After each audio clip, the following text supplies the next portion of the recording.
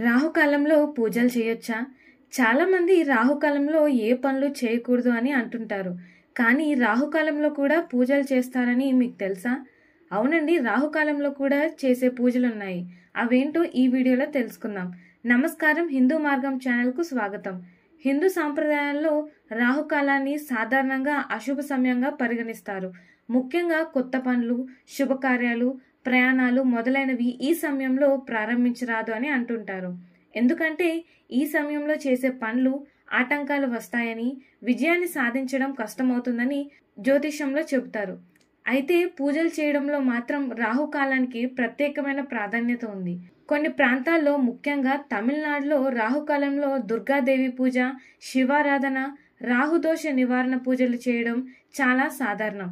ఎందుకంటే ఈ సమయంలో దోష నివారణకు, గ్రహశాంతి కోసం పూజలకు అనుకూలంగా ఉంటుందని నమ్మకం.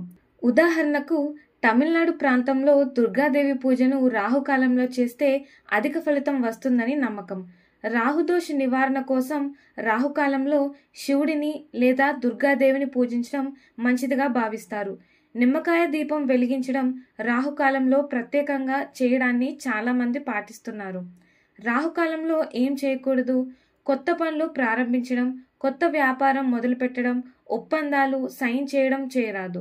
పెళ్లి, నిశ్చితార్థం, గృహప్రవేశం, వాహనం లేదా ప్రాపర్టీ కొనుగోలు లాంటి శుభకార్యాలు చేయకూడదు. ముఖ్యమైన డిసిజన్స్ తీసుకోవడం, ప్రయాణం ప్రారంభించడం కూడా నివారించాలి. పెద్ద మొత్తంలో డబ్బు లావాదేవీలు, విలువైన వస్తువులు కొనుగోలు చేయరాదు.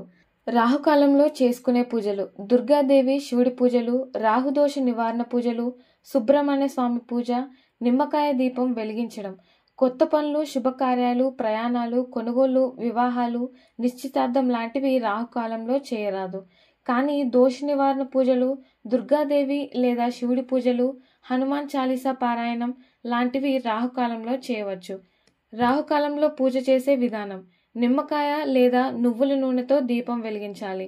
ఇంట్లో లేదా దేవాలయంలో నిమ్మకాయ లేదా నువ్వుల నూనెతో దీపారాధన చేయాలి.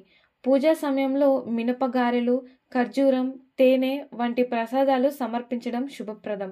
దుర్గాదేవి లేదా శివుడి ఫోటో ముందు పుష్పాలు సమర్పించి మంత్రాలు జపించాలి. హనుమాన్ చాలీసా, రాహు అష్టోత్తరం, సరస్వతి పూజ, లలితా సహస్రనామం లాంటి పారాయణాలు చేయవచ్చు. రాహుకాలంలో పూజలు ఎందుకు చేయవచ్చు? రాహుకాలంలో శుభకార్యాలు ప్రారంభించడం మంచిది కాదు.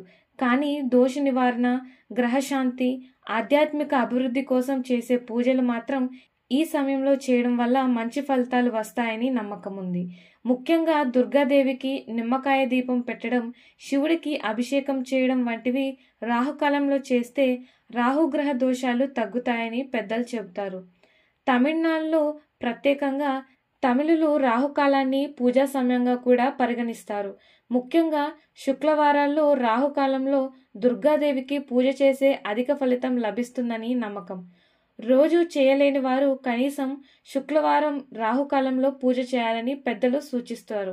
రాహుకాలంలో కొత్త పనులు, శుభకార్యాలు, వ్యాపారం మొదలైనవి ప్రారంభిస్తే సాధారణంగా విజయానికి ఆటంకాలు వస్తాయని జ్యోతిష్య శాస్త్రం చెబుతుంది. ఈ సమయంలో చేసే పనులు సాఫీగా జరగకపోవచ్చు. అనేక రకాల సమస్యలు ఎదురయ్యే అవకాశం ఉంటుంది. కాబట్టి ముఖ్యమైన పనులు రాహుకాలంలో చేయకూడదని పెద్దలు చెబుతారు.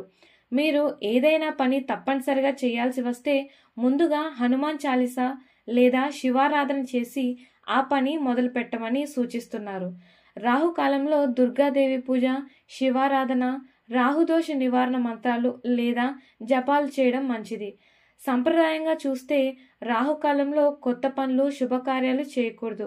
కానీ పూజలు, దోష నివారణ కార్యక్రమాలు మాత్రం ఈ సమయంలో చేయవచ్చు. ఇది హిందూ ధర్మంలో ఉన్న విశ్వాసం. మీరు కూడా రాహుకాలంలో పూజలు చేస్తే దోషాలు తగ్గి శాంతి, ఆరోగ్యం, అభివృద్ధి కలుగుతాయని నమ్మకం. ఇలాంటి మరిన్ని ఇన్ఫర్మేటివ్ వీడియోస్ కోసం మా ఛానల్ని సబ్స్క్రైబ్ చేయండి.